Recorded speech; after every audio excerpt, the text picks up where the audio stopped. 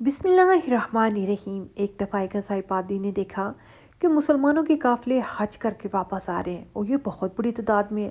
یہ پادری بہت حیران ہوا اور اپنے دل میں سوال لیے اگلے دن صبح کے وقت سلطان صلاح الدین ایوبی رحمۃ اللہ علیہ کے دربار میں جا پہنچا۔ اس وقت سلطان صلاح الدین ایوبی رحمۃ اللہ علیہ دیکھ کر مقدمات سن رہے تھے۔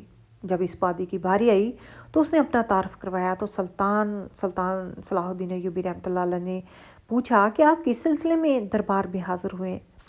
تو اس پادری نے کہا کہ سلطان معظم میرے والد جو کہ ریاض چرچ میں ایک بہت بڑے پادری تھے، انہوں نے مجھ سے کہا کہ مسلمان تو اپنے خدا کے گھر کو نہیں بچا سکیں گے اور ان کی آنکھوں کے سامنے ہی خدا کا گھر گرا دیا جائے گا۔ اے سلطان، میں یہ جاننا چاہتا ہوں کہ میرا باپ کبھی جھوٹ نہیں بولتا تھا، لیکن میں آپ کے منہ سے اس بات کی تصدیق کرنا چاہتا ہوں کہ کیا یہ حقیقت ہے؟ اس بات میں کتنی سچائی ہے کہ خانہ کعبہ کو مسمار کر دیا جائے گا نعوذ باللہ اور مسلمان بے بس ہو جائیں گے؟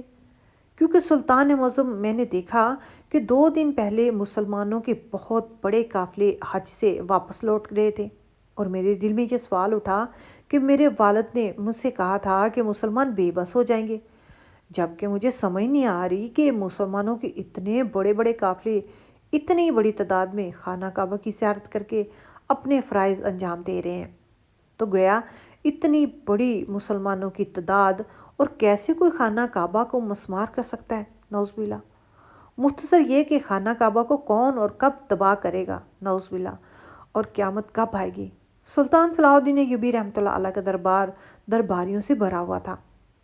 آپ نے کہا کہ میں اپنی بات نہیں کرتا، بلکہ رسول اللہ صلی اللہ علیہ وآلہ وسلم نے فرمایا کہ قیامت کی سب سے بڑی نشانی یہ ہے کہ ایک مرد مکہ میں داخل ہوگا جو کہ خانہ کعبہ کو گرا دے گا اور اس کے پتھر اور اینٹوں کو سمندر پہ پھینک دے گا۔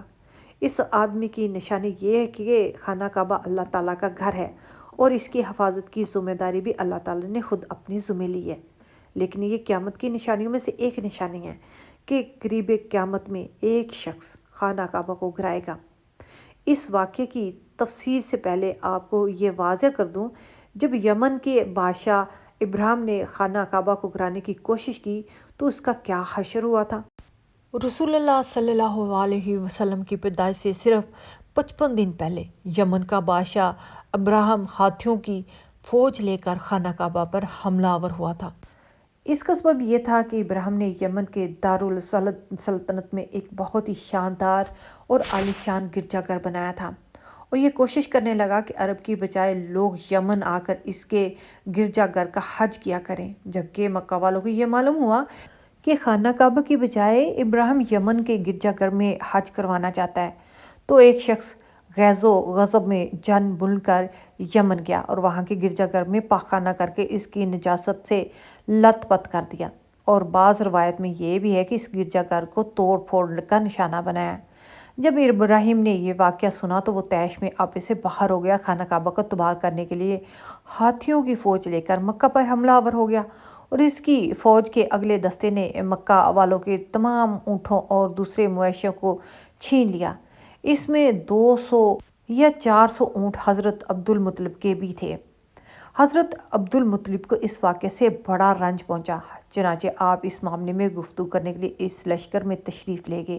جب ابراہیم کو معلوم ہوا کہ قریش کا سردار اس سے ملاقات کرنے آیا ہے تو اس نے آپ کو اپنے خیمے میں بلایا، اور جب حضرت عبد المطلب کو دیکھا کہ ایک بلند قدامت روب دار قریش کا سردار اس سے ملاقات کرنے کے لیے آیا ہے تو اس نے آپ کو اپنے خیمے میں بلایا، اور جب حضرت عبد المطلب کو دیکھا کہ ایک بلند قدامت روب دار اور نہایت ہی حسین و جمیل آدمی ہے جس کی پیشانی پہ نور نبوت کا جاؤ جلال چمک رہا ہے، تو ان کی صورت دیکھتے ابراہیم ان سے متاثر ہوا اور بے اختیار تخت شاہی سے اتر کر اور آپ کی تعظیم و تکریم کے لیے کھڑا ہو گیا، اپنے برابر ہی بٹھا کر دریافت کیا کہ یہ سردار قریش، یہاں آپ تشریف آوری کا مقصد کیا ہے؟ حضرت عبد المطلب نے جواب دیا، ہمارے اونٹ بکریاں جو آپ کے لشکر کے سپاہی ہانک کر لائے ہیں، آپ ان سب مویشیوں کو ہمارے سپرد کر دیجیے۔ یہ سن کر ابراہیم نے کہکا لگایا اور کہا، اے سردار قریش، میں تو یہ سمجھا تھا کہ آپ بہت ہی حوصلہ مند اور شاندار آدمی ہیں، مگر آپ نے مجھ سے اپنے اونٹوں کا سوال کر کے میری نظروں میں اپنا وقار کم کر دیا ہے۔ اونٹ اور بکریوں کی حقیقت ہی کیا ہے؟ میں تو آپ کے کعبہ کو توڑ پھوڑ کر برباد کرنے کے لیے آیا ہوں۔ نعوذ باللہ، آپ نے اس کے بارے میں گفتگو ہی نہیں کی۔ حضرت عبدالمطلب نے کہا، مجھے تو اپنے اونٹوں سے مطلب ہے۔ خانہ کعبہ میرا گھر نہیں بلکہ وہ تو خدا کا گھر ہے اور وہ خود اپنے گھر کو بچا لے گا۔ مجھے خانہ کعبہ کی ذرا بھی فکر نہیں۔ یہ سن کر ابراہیم اپنے فارونی لہجے میں کہنے لگا، اے سردار مکہ سن لیجئے، میں کعبہ کو جا کر اس کی اینٹ سے اینٹ بچا کے رکھ دوں گا، نعوذ باللہ، اور روئے زمین سے اس کی نام و نشان مٹا دوں گا، کیونکہ مکہ والوں نے میرے گرجا گھر کی بے حرمتی کی ہے، اس لیے میں اس کا انتقام لینے کے لیے کعبہ کو مسمار کرنا ضروری سمجھتا ہوں۔ حضرت عبدالمطلب نے فرمایا کہ پھر آپ جانے اور آپ کا خدا جانے، میں آپ سے سفارش کرنے والا کون؟ اس گفتگو کے بعد ابراہیم نے تمام جانوروں کو واپس کر دینے کا حکم دیا اور حضرت عبدالمطلب تمام اونٹ اور بکریوں کو ساتھ لے کر اپنے گھر چلے گئے اور مکہ والوں سے فرمایا کہ تم لوگ اپنے مال و مویشیوں کو لے کر مکہ سے باہر نکل جاؤ اور پہاڑوں کی چوٹیوں میں چڑھ جاؤ، وہاں پناہ لو۔ مکہ والے یہ کہہ کر پھر خود اپنے خاندان کے چند آدمیوں کو ساتھ لے کر خانہ کعبہ میں چلے گئے اور دروازے کو پکڑ کر انتہائی بے قراری اور ایک تکلیف کے ساتھ دربار بار الہی میں دعا مانگی۔ کہنے لگے، اے اللہ، بے شک ہر شخص اپنے اپنے گھر کی حفاظت کرتا، لہٰذا تو بھی اپنے گھر کی حفاظت فرما اور صلیب والوں کے پجاری یعنی کہ عیسائیوں کے مقابلے میں اپنے اطاعت گزاروں کی مدد فرما۔ حضرت عبدالمطلب نے یہ دعا مانگی اور اپنے خاندان والوں کو ساتھ لے کر پہاڑ کی چوٹی پر چڑھ گیا اور خدا کی قدرت کا جلوہ دیکھنے لگے۔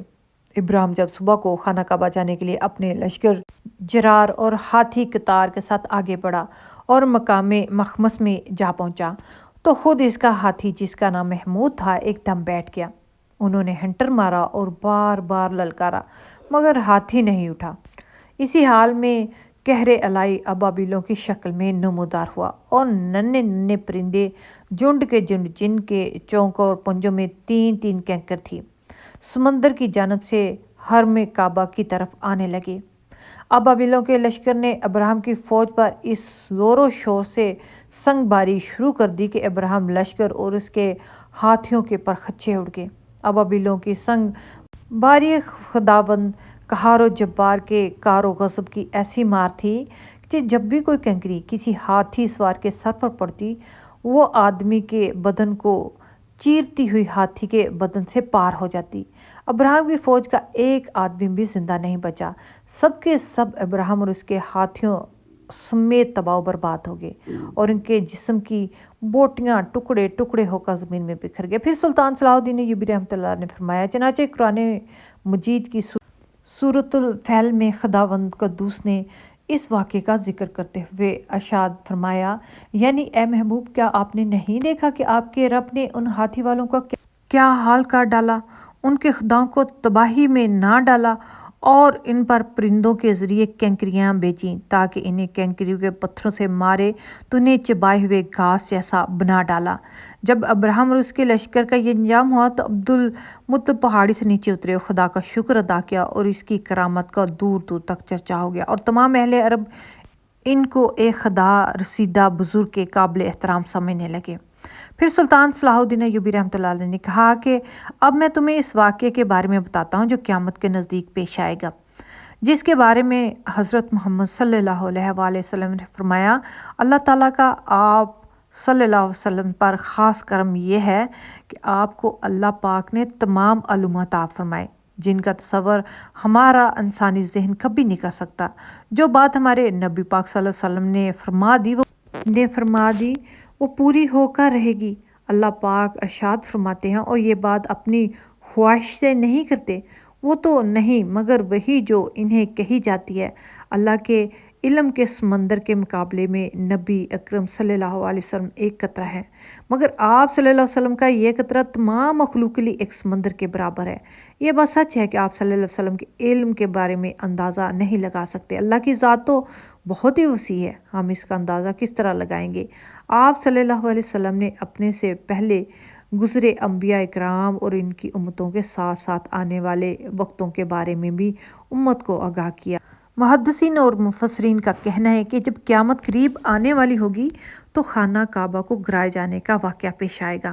جن لوگوں کے اس کے بارے میں علم نہیں، ان کو اس بارے میں حدیث مبارکہ کی روشنی میں بتاتا ہوں کہ خانہ کعبہ پاک کی نشانیوں میں سے ایک عظیم الشان نشانی ہے کہ جب تک خانہ کعبہ اس وقت تک دنیا میں قائم و دائم رہے گا، جب خانہ کعبہ کو گرایا جائے گا تب قیامت رونما ہوگی، اور جب قیامت قریب آئے گی اس وقت ایک بدبخت حبشی خانہ کعبہ کو گرائے گا۔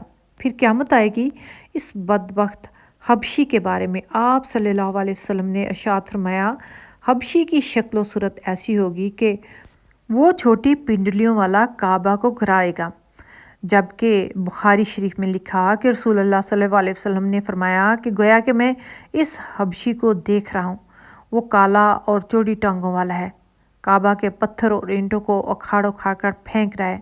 بخاری شریف میں ہے کہ قیامت کے وقت حضرت عیسیٰ علیہ السلام کے رہنے کے بعد جب لوگوں کے سینوں میں قرآن پاک اللہ بجا لے گا تو اس کے بعد وہ بدبخت حبشی خانہ کعبہ کو گرائے گا۔ اس حدیث میں حافظ اللفظ استعمال ہوا ہے، اور حافظ کے معنی وہ حبشی مرد جو قیامت کے قریب کعبہ کو اکھاڑے گا اور اسی شکل کا ہوگا۔ دوسری روایت میں یہ ہے کہ اس کی آنکھیں نیلی نیلی، ناک پھیلی ہوگی اور پیٹ بڑا ہوگا۔ اس کے ساتھ اور بھی لوگ ہوں گے جو کہ ایک پتھر اکھاڑ ڈالیں گے اور سمندر میں جا کر پھینک دیں گے۔ یہ قیامت کے بالکل نزدیک ہوگا، اور آئندہ سالوں میں امام مہدی اور حضرت عیسیٰ علیہ السلام کا نزول ہوگا۔ دجال نمودار ہوگا، فتنہ فساد پھیلائے گا، یہودی عیسائی اور مسلمانوں کو آپس میں بہت بڑی جنگ ہوگی جو کہ ایک محدود مدت کے سالوں کی دوری پر ہوگی۔ حقیقت یہ ہے کہ یہ سب اللہ تعالیٰ کے حکم سے ہی ہوگا۔ اگر گہری نگاہ سے دیکھا جائے تو بڑے بڑے فتنے تو کئی صدیاں پہلے ہی نمودار ہونا شروع ہوں گے۔ مسلمان اور یہودی نصار میں بڑی بڑی جنگیں ہوں گی۔ کتنی مرتبہ قبلہ اول فتح ہوا، کتنی مرتبہ قبلہ اول پر یہودیوں کا قبضہ رہا، کتنی مرتبہ دجال نما انسان پیدا ہوئے۔ ان کا ذکر قیامت کے سلسلے میں نہیں ہوتا، صرف 20ویں اور 21ویں صدی کے سیاسی معاملات و واقعات کو ہی قریب قیامت سمجھ لیا جانے لگا ہے، جبکہ نبی پاک صلی اللہ علیہ وسلم کے ایک فرمان کے مطابق آپ کی وفات کے بعد کا سارا زمانہ قریب قیامت میں ہی چاہے کتنی صدیاں بیت جائیں۔ سلطان صلاح الدین ایوبی رحمۃ اللہ علیہ السلام کے عظیم سپہ سالاروں میں سے ایک تھے۔ آپ کے نصیب میں اللہ تعالیٰ نے عظیم فتوحات لکھی۔ سلطان صلاح الدین ایوبی رحمۃ اللہ علیہ پر اللہ تعالیٰ کا خاص کرم تھا، اور اللہ تعالیٰ کی ذات نے سلطان صلاح الدین ایوبی رحمۃ اللہ علیہ سے بڑے بڑے کام لیے۔ اس میں کوئی دو رائے نہیں ہے کہ جب سلطان صلاح الدین ایوبی اقتدار میں آئے تو آپ نے اسلام کا جھنڈا اقوام عالم میں لہرا دیا۔ سلطان اکثر کہا کرتے تھے کہ کسی بھی سلطنت کے سلطان کو اسلام کی بنیادی تعلیمات کا یعنی کہ مکمل طور پر پتہ ہونا چاہیے تاکہ وہ کہیں بھی کسی بھی سوال کا منہ توڑ جواب دے سکے۔ ہر دور کی طرح اس دور میں بھی کچھ لوگ ایسے ہیں جن کو اسلام سے بے پناہ نفرت ہے، اور وہ چاہتے ہیں کہ کسی طرح اسلام اور مسلمانوں کو صفایا ہستی سے ہی نہ مٹایا جائے۔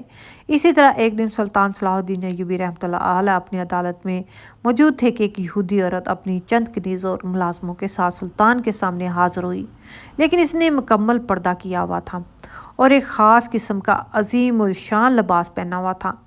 اپنا تعارف کروانے کے بعد بولی، اے سلطان، میں نے سنا ہے کہ قرآن شریف میں ہر سوال کا جواب ہے، اگر آپ میرے چند سوالوں کے جواب دے دیں تو میں مسلمان ہو جاؤں گی۔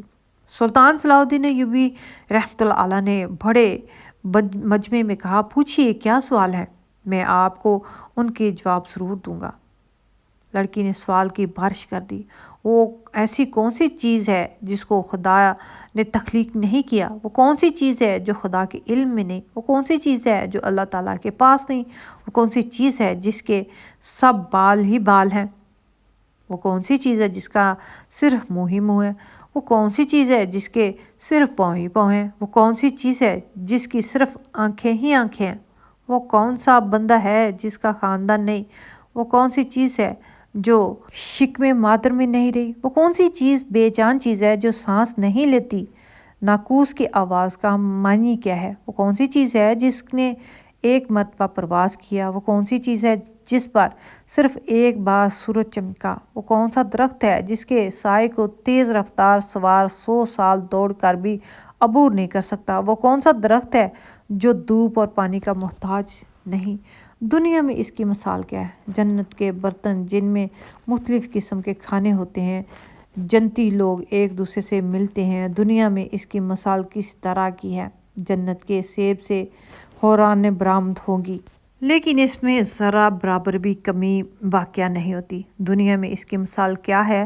دنیا میں موجود شے کون سی ہے کہ دنیا میں لوگوں کے لیے، آخرت کے لیے صرف ایک شخص کے لیے ہوگی؟ جنت کی چابیاں کیا ہے؟ سلطان صلاح الدین ایوبی رحمۃ اللہ علیہ نے فرمایا کہ میں اپنے رب اور اپنے پیارے پیغمبر حضرت محمد صلی اللہ علیہ وسلم کی برکت سے آپ کو ان سوالوں کے جواب دے رہا ہوں۔ وہ چیز جو مخلوق نہیں، وہ خود خدا ہے۔ جس کو اللہ نے پیدا نہیں کیا، وہ چیز جس کا اللہ تعالیٰ سے کوئی تعلق نہیں، وہ یہ ہے کہ اللہ تعالیٰ کا فلاں بیٹا، حالانکہ خداوند تعالیٰ واحد ہے، اس کی نہ تو کوئی اولاد ہے اور نہ ہی اس کے ساتھ کسی کا محبوب ہے۔ خدا نہ کسی کی اولاد ہے اور نہ خدا کی کوئی اولاد ہے۔ وہ چیز جو اللہ تعالیٰ کے پاس نہیں، وہ ظلم۔ اللہ تعالیٰ کا فرمان ہے کہ خدا اپنے بندوں پر کبھی ظلم نہیں کرتا۔ وہ چیز جو صرف بال ہی بال ہے، وہ ہوا ہے۔ وہ چیز جس کا منہ ہی منہ ہے، وہ آگ ہے۔ وہ چیز جس کے صرف پاؤں ہی پاؤں ہیں، وہ پانی ہے۔ اور چیز جس کی صرف آنکھیں ہی آنکھیں ہیں، وہ سورج ہے۔ وہ شخص جس کا کوئی خاندان نہیں، وہ حضرت آدم علیہ السلام ہے۔ وہ چیز جو شکم مادر میں نہیں رہی، 5 یہ ہے کہ حضرت آدم علیہ السلام، حوا، حضرت اسماعیل علیہ السلام کی قربانی کا دمبا، حضرت موسیٰ علیہ السلام کا عصا، حضرت صالح کی اونٹنی۔ وہ بے جان چیز جو کہ سانس لیتی ہے، وہ صبح ہے۔ ناقوس کی آواز کے معنی یہ ہے کہ حق ہے، حق ہے، ٹھہرو ٹھہرو، خدا عادل ہے، وہ سچا ہے۔ کوہ طور پر وہ پرندہ جس نے ایک مرتبہ پرواز کیا، دریائے نیل کی سرزمین پر سورج ایک بار چمکا، جس جگہ پر حضرت موسیٰ علیہ السلام نے اپنے عصا مار کر راستہ بنایا، وہ درخت جس کو ایک تیز رفتار کے ساتھ بھی چلو تو 100 سال میں پار نہیں کیا جاتا، وہ شجر طوبی کا درخت ہے جس کی شاخ جنت کے ہر محل میں جاتی ہے۔ دنیا میں اس کے مثال سورج کی ہے کہ جس کی گردن ہر گھر میں پہنچی ہے اور تمام زمین اس کی روشنی سے روشن ہوتی ہے۔ اور درخت جو کہ پانی کے بغیر اگتا ہے، وہ درخت ہے جو حضرت یونس کے لیے اگایا گیا تھا۔ اللہ تعالیٰ نے ارشاد فرمایا کہ ہم نے اپنے پیارے حبیب مصطفیٰ صلی اللہ علیہ وسلم کے لیے کدو کی بیل لگائی۔ جنت کے برتن میں بے شمار قسم کے انعامات ہوں گے، وہ ایک دوسرے سے الگ ہوں گے۔ ان کی مثال ہم دنیا میں مرغی کے انڈے کی لے سکتے ہیں کہ جس میں سفیدی اور زردی دونوں پانی شامل ہوتے ہیں، لیکن ایک دوسرے سے ملتے نہیں ہیں۔ جنت میں جو سیب عطا کیا جاتا ہے، اس سے حوریں برآمد ہوں گی۔ اس کے مثال ایسے جیسے کہ سیب سے کیڑا باہر نکلتا، لیکن اس میں کمی واقع نہیں ہوتی۔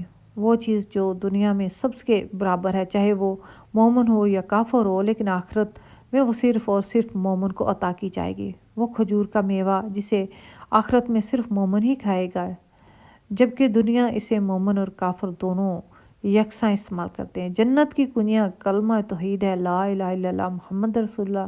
یہ سن کر سارا مجمع نعروں کی آواز میں گونج اٹھا۔ سلطان صلاح الدین ایوبی رحمۃ اللہ علیہ نے فرمایا، ان سوالوں کے جواب صرف اور صرف خاندان رسول صلی اللہ علیہ وسلم سے ہی مل سکتا ہے۔ پھر دریافت کیا کہ یہ جواب کس اعلیٰ ہستی نے دیے، اور فرمایا وہ اعلیٰ ہستی مولا علی ابن ابی طالب، جس کو حضرت محمد صلی اللہ علیہ وسلم نے علم کا دروازہ کہا۔ وہ لڑکی کہنے لگی، ان تمام سوالوں کے جواب سن کر مجھے یقین ہو گیا کہ اس کائنات میں صرف اسلام ہی واحد دین ہے جو ہر لحاظ سے مشعل راہ ہے، مکمل ضابطہ حیات ہے۔ پھر سلطان صلاح الدین ایوبی رحمۃ اللہ نے فرمایا کہ آپ اہل بیت نبوت ہیں اور رسالت کا قیمتی خزانہ۔ آپ رضی اللہ تعالیٰ عنہ ہی حقیقی شجاعت اور علم کے وارث ہیں۔ یہ سارا منظر دیکھ کر وہ لڑکی بے سخت تھا، کہنے لگی کہ میری یہ خواہش ہے کہ آپ مجھے مذہب اور دین کی مزید معلومات بھیجیں۔ میں خاص طور پر روح کی وضاحت چاہتی ہوں، جس کا ذکر اللہ تعالیٰ نے اپنی کتاب قرآن مجید میں کیا۔ اے نبی، لوگ روح کے بارے میں تجھ سے پوچھیں گے تو انہیں بتا دو کہ روح میرے پروردگار کا امر ہے۔